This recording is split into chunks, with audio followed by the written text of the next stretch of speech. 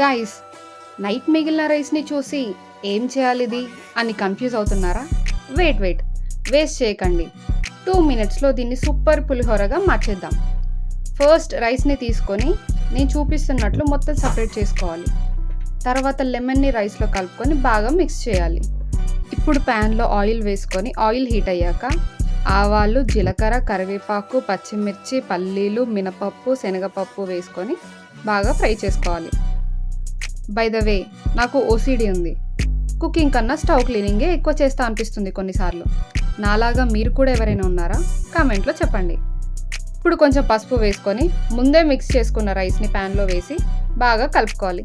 అంతే guys, night మిగిలిన rice ఇప్పుడు టేస్టీ పులిహోర అయిపోయింది. మీ ఇంట్లో కూడా ఇలా రైస్ మిగిలిపోతే వేస్ట్ చేయకండి. ఇలా టేస్టీగా మార్చేసి హ్యాపీగా తినండి. వీడియో నచ్చితే లైక్ కొట్టండి, నచ్చకపోయినా పర్లేదు లైక్ కొట్టండి. కామెంట్, షేర్ అండ్ ఇంకా ఇలాంటి క్రేజీ రెసిపీస్ కోసం ఛానల్ని సబ్స్క్రైబ్ చేయడం మర్చిపోకండి. Bye bye.